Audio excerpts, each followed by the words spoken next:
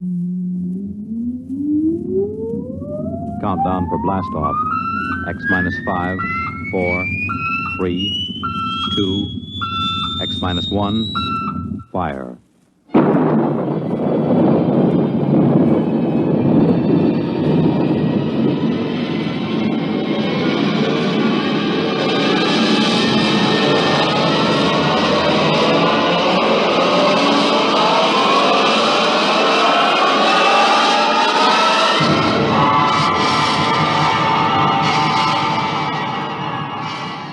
From the far horizons of the unknown come transcribed tales of new dimensions in time and space.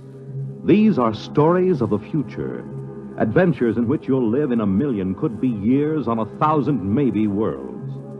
The National Broadcasting Company, in cooperation with Galaxy Science Fiction Magazine, presents X minus 1.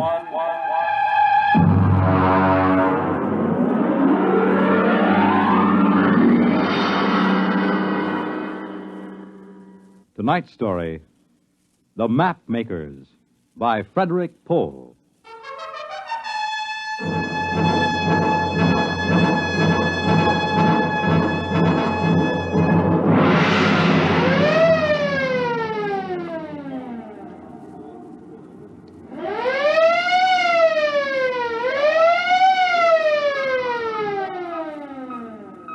Damage report, Mr. Bunner. Aye, sir. 3 bulkheads penetrated in A, C, and D sections, patched in airtight.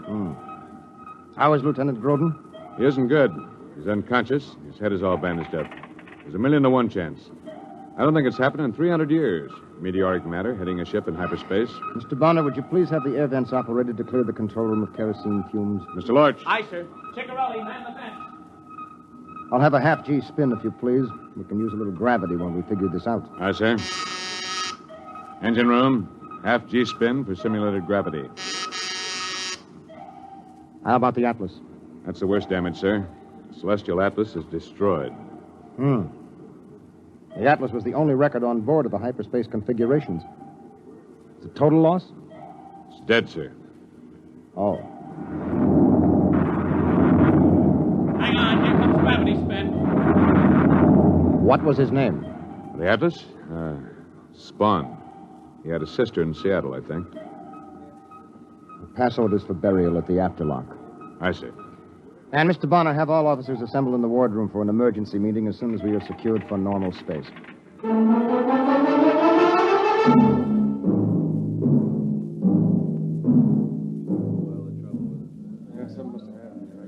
At ease, gentlemen. Gentlemen, we are in trouble. We are in the soup, and we're a long way from home. Bonner, would you get me a bulb of coffee, please? Now, nobody is going to come and get us out of this. We'll have to do it ourselves, if we can. Ciccarelli is trying to get us a fix. But I can tell you right now, we are not close to the solar system. Here you are, sir. No, thank you. That meteor dropped us out of hyperspace in the middle of a jump. Consequently, there isn't a constellation in the sky that you or I or anybody else ever saw before. We might be 100 light years from home, or we might be 10,000. Well, sir, what about our records? They went with the Atlas. We can't retrace our steps, not in hyperspace. Sir, Yes, what is it, Lorch? burial detail standing by at the afterlock. Very well, we'll get down there in a few minutes. I'm afraid the Atlas will have to wait.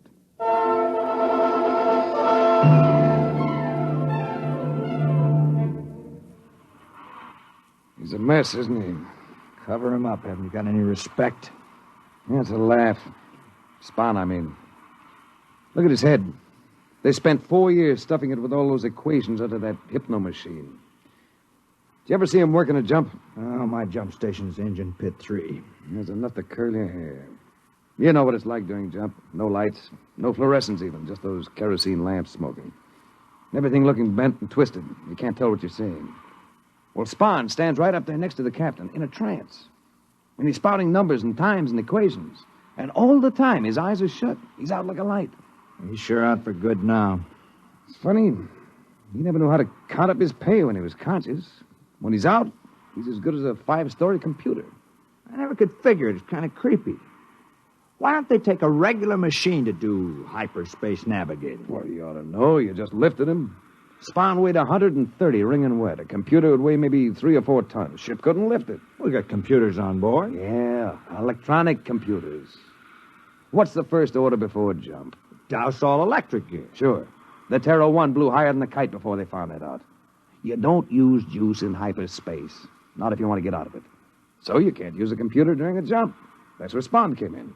I can't use him in a jump anymore either. Yeah, that's for sure. Hey, listen.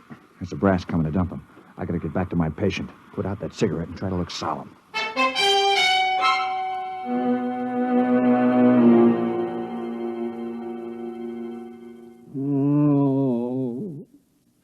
Mr. Broderick. How is he, convoy? Not so good. I gave him 3 ampules of neomorph in the last 2 hours. That's twice the normal dosage. Let me see. Lieutenant Grodin's the navigator, isn't he? I mean, what happens with him all cut up in the head? The captain is a trained navigator. Well, that doesn't do us any good in jump, does it? Not without the Atlas to do the calculating. Look, our job down here is to keep Lieutenant Grodin out of pain. We'll leave the rest to the bridge, all right? Sorry, sir. It's just that Corelli in the chart room told me he can't locate one of those stars in his chart. And what's more... Convoy. Yes, sir. Hammer that ampule.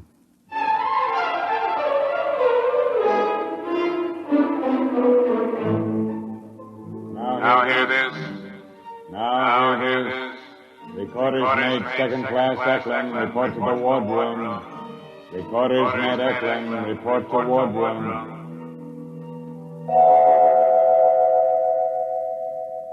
All right, Eklund, come in. Recorders mate Eklund reporting, sir. Stand at ease, Eklund. You've heard about Recorder's mate Spawn. Yes, sir. I was with Charlie when... Bonner, get Eklund a chair, please. Here you are. I'm all right, sir. You know that Spawn's operation was essential to navigation in a jump. No, sir. I mean, I don't know much of anything until I'm indexed. Yes, of course. You're rated as ship's librarian log. Yes, sir. Spawn read his calibrations up to this point into you? I suppose so, sir. I'm in trance when I record. Yes, of course. Now we're going to need those records. Are you ready? Yes, sir. The key word is index. All right, Eklund. Index. There she goes. Takes about 30 seconds for full trance. Uh-huh. You know, Bonner, this is risky. Trying to backtrack on hyperspace equations by dead reckoning.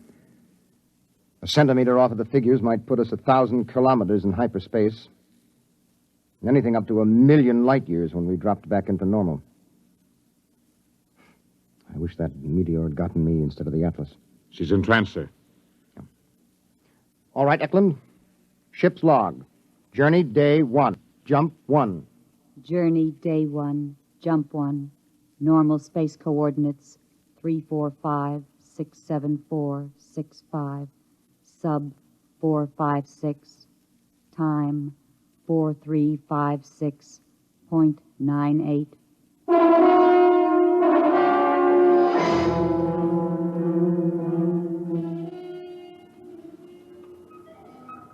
Ensign Lortz reporting on watch, sir. No maneuvering during watch, no change in operating status. I haven't made an entry for course and position, Mr. Bonner. Just put down unknown in big letters. Yes, sir. You didn't get anything out of Eklund? Oh, sure. We got the absolute magnitudes and the stellar distances of half the stars in the galaxy, and short course in the geodesics of the n-dimensional space. We didn't get a road map. What does that thermometer read? It's all right, sir. I adjusted heat level. What? The welding torches had the temperature up 5 degrees, so I ordered air valved into the expansion line. Mr. Lorch, you were bleeding air? Well, yes, sir, to cool ship. Lorch, you're a fool. What? You valve off air as though we had a whole world of it. Did it ever occur to you we might be in space a long time and we might run out of air? But, sir, that doesn't happen. I mean... No, not when you can jump. Not when Earth is an hour or a day away, but we can't jump. You just leave those air valves alone. We'll need every molecule.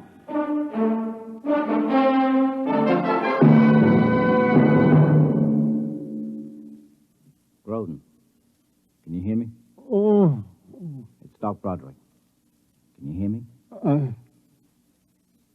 Yes, All right, don't talk. You've been hurt. A meteorite got the Atlas and something got you right across the eyes. Drops of molten metal. You're blind, at least for now. Oh, We can fix you up from the eye bank when we get back on Earth. the Atlas. Atlas. Dad. We got enough problems. I've got to take the bandages off now. Can you see anything? We're going to pass the light in front of your eyes. You tell me if you can see anything. No. Nothing, but it hurts. All right, convoy. Hand me that ampule.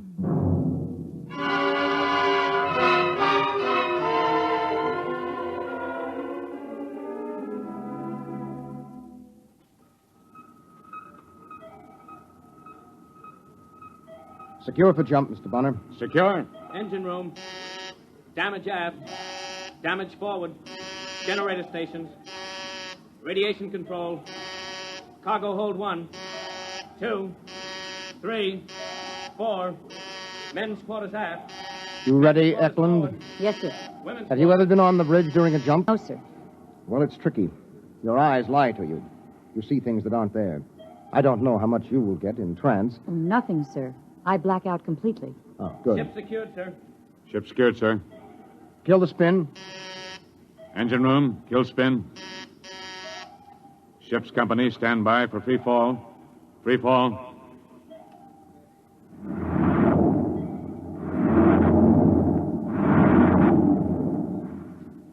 Check off. Chronometers wound and synchronized. Kerosene lamps lit. Navigator. Aye. Communicator. Aye. Atlas. I'm sorry. Ready, Eklund? Aye. Put her under. Eklund. Index. Proceed, Mr. Bonner. Main circuit breakers open. Main circuit breakers open. Electricity cut. Eklund's in trance. Well, we'll give it a try. Now, Bonner, backtrack on our jumps. Yeah. Maybe it'll work out. Maybe. Stand by to jump. Stand by to jump. Stand by to jump. We'll go when she's straight up. 7, 6, 5, 4, 3, 2, 1. Jump.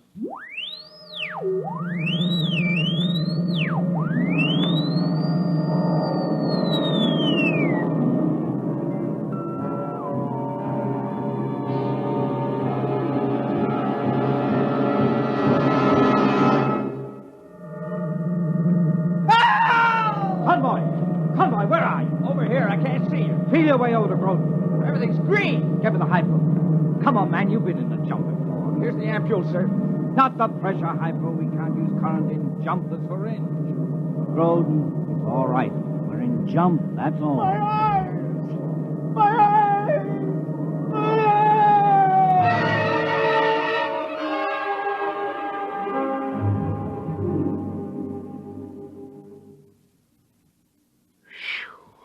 Deal. What's the use? You can't use the money even if you win. What are you trying to do, chicken out? Corelli says they got a fix after the jump. What are we worried about? Deal. They got a fix, all right. 15,000 light years from Sal. Shuffle. He says that's the way it is in hyperspace. Distances haven't got anything to do with anything unless you can navigate when you're in jump, and we can't. Hey, when did Lorch make his rounds? Why? I'm going to take off my jumper. It's hot. Yeah, and it's going to get hotter. Every time the jets blast, every time the cook fries an egg, the ship gets just a little hotter. Don't mention it. Every time the jump generators turn over, every time you light a match, that gets us hotter and hotter. Hey, what are you doing? I'm taking off my skivvy shirt. Deal.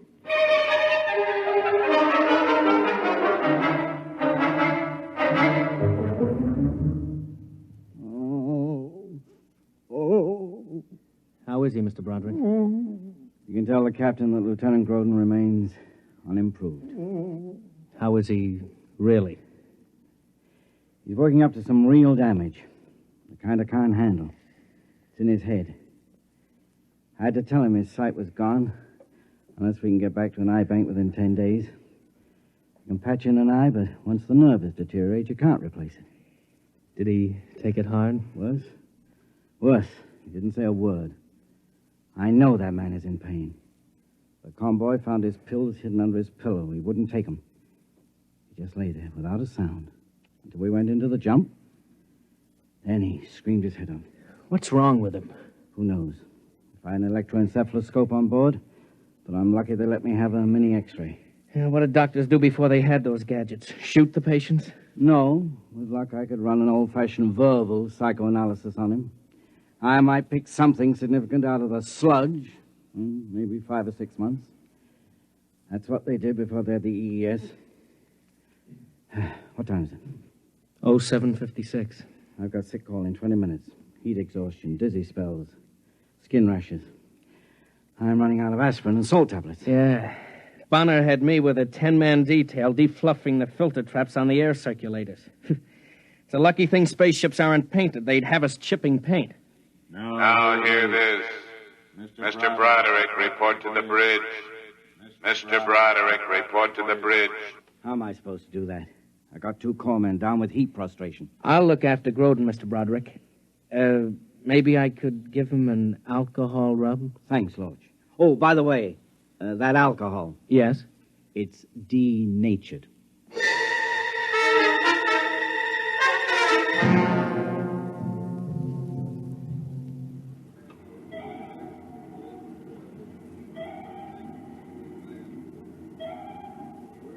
Here's the problem, Mr. Broderick. We have fuel for just under 40 minutes of rocket blast at standard thrust.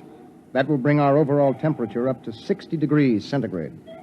That's the maximum the human body can stand, right? Mm-hmm. That's about 140 Fahrenheit. Well, it hits that on Earth in a couple of places around the Dead Sea, but it isn't sustained heat. It drops considerably after dark. We'll hope we find ourselves out of this before we hit 60 degrees. If we don't, at least we won't starve or suffocate. All right, gentlemen. Mr. Broderick, you can prepare for increasing heat casualties as we proceed. Yes, sir. All right, Mr. Bonner. Secure for jump.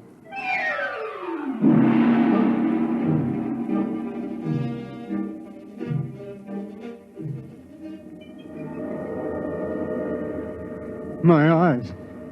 My eyes. Now take it easy, Groden. Convoy. Yes, sir. Where's the doctor? He stayed on the bridge with the jump. Well, what do we do for Groden? During the jump, I can't even see him. I don't think he can hurt himself. We better just wait till the jump's over.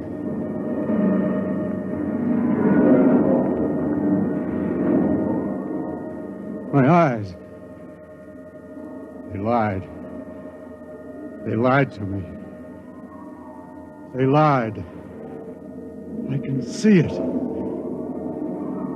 The master pattern. I can see it. No, not like seeing, like knowing. That's Lorch. And Roderick's on the bridge. And the captain. And Earth. And the sun. I can see them. Unbuckle the straps. I've got to get up to the bridge. The jump is almost over. I'll be blind again. If Lorch sees me, he'll think it's jump hallucinations. They're lost. But I'm not. I can see the whole universe. I can see. Jump completed. Secure for normal space. Groden, come back here. Now, what are you doing out in the passage? Convoy! Sir? Come on, give me a hand. Now, how did he get out here and jump? He's blind.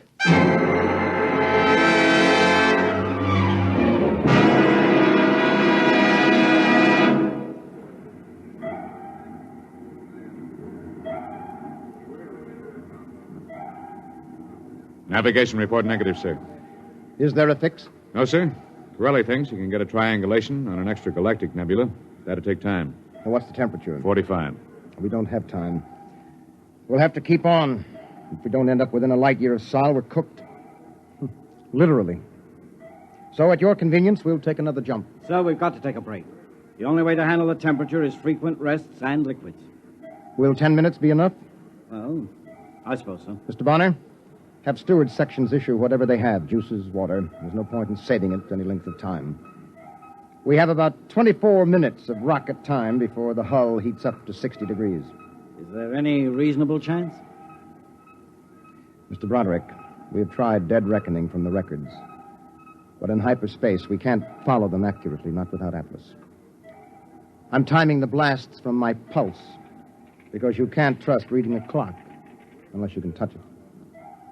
When we jump, I might as well be blind.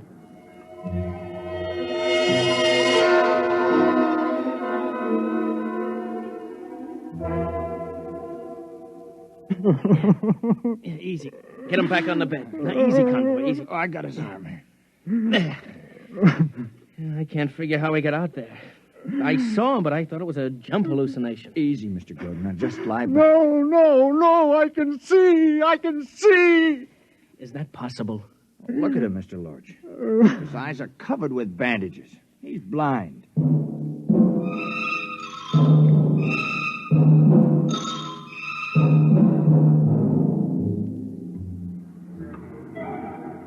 Ten minutes is up, Captain. All right. Secure for jump. I had to assign 3 more men to each generator. The crew couldn't handle the manual clutch in the heat. Very well. Proceed. Chronometers wound and synchronized. Kerosene lamps lit. Navigator. Aye. Ready, Eklund? Aye. Index. Proceed, Mr. Bonner. Main circuit breakers open. Stand by to jump. Stand by to jump. Straight up. 4, 3, 2, 1. Jump.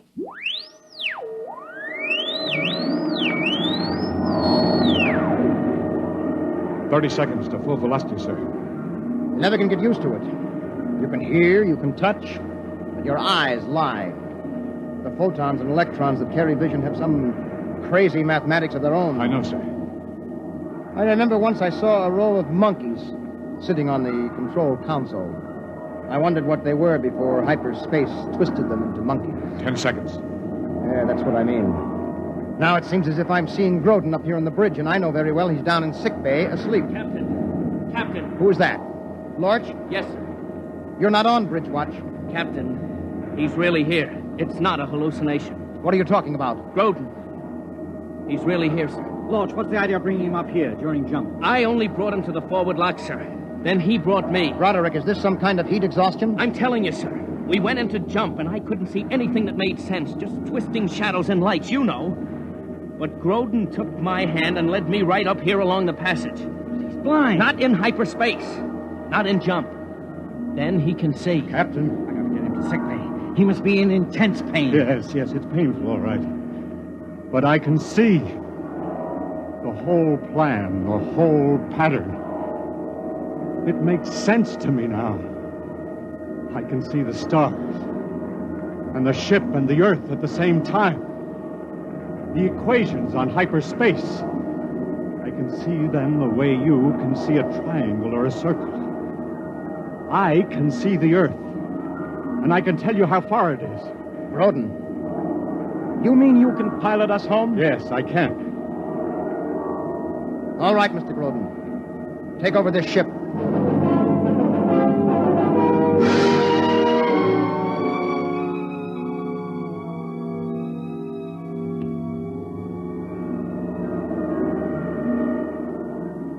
Number 3 pattern. Fire. Cut. Velocity. 563,748. Relative thrust. 7,867. Counterblast for 2 seconds. Pattern 657. Blast. Cut. All right. Hit normal space at mark. 5, 4, 3, 2, 1. Mark. Look out, he's gonna fall. Yeah, I've got him. He saw. He saw in hyperspace. He navigated by line of sight in hyperspace. We'll have to order a stretcher up. He's blind again.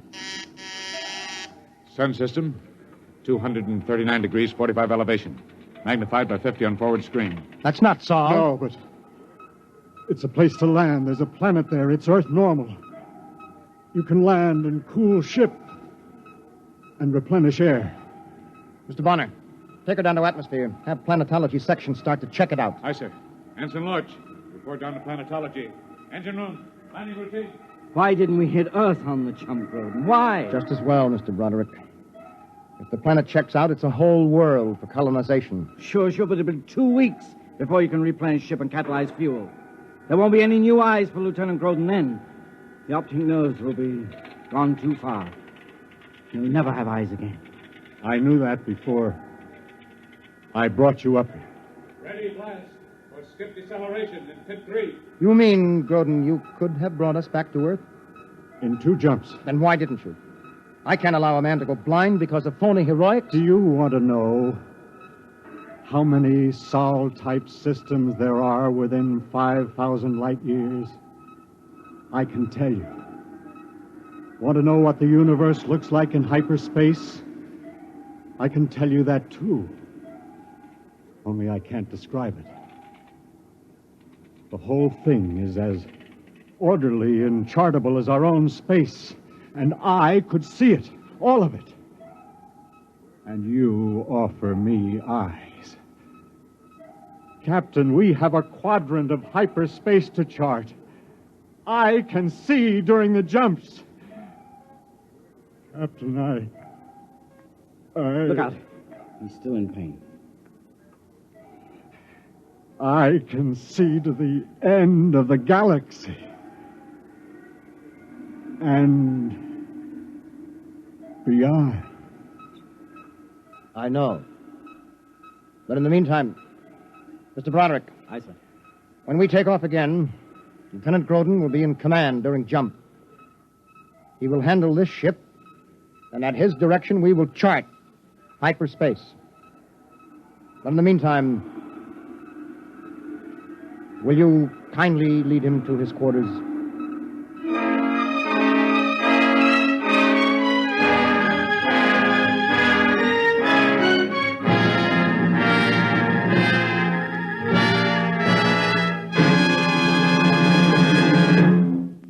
You have just heard X-1 presented by the National Broadcasting Company in cooperation with Galaxy Science Fiction Magazine, which this month features Dead Ringer by Lester Del Rey, a fascinating story about a man who learned that there was nothing on Earth which could set him free, least of all the truth. Galaxy Magazine on your newsstand today. Tonight, by transcription, X-1 has brought you The Mapmakers, a story from the pages of Galaxy written by Frederik Pohl and adapted for radio by Ernest Kenoy. Featured in the cast were John Larkin, Ed Prentice, Bob Hastings, Tom Collins, Dick Hamilton, Burford Hamden, Raleigh Bester, and Carl Frank. Your announcer, Fred Collins. X-1 was directed by Daniel Sutter and is an NBC Radio Network production.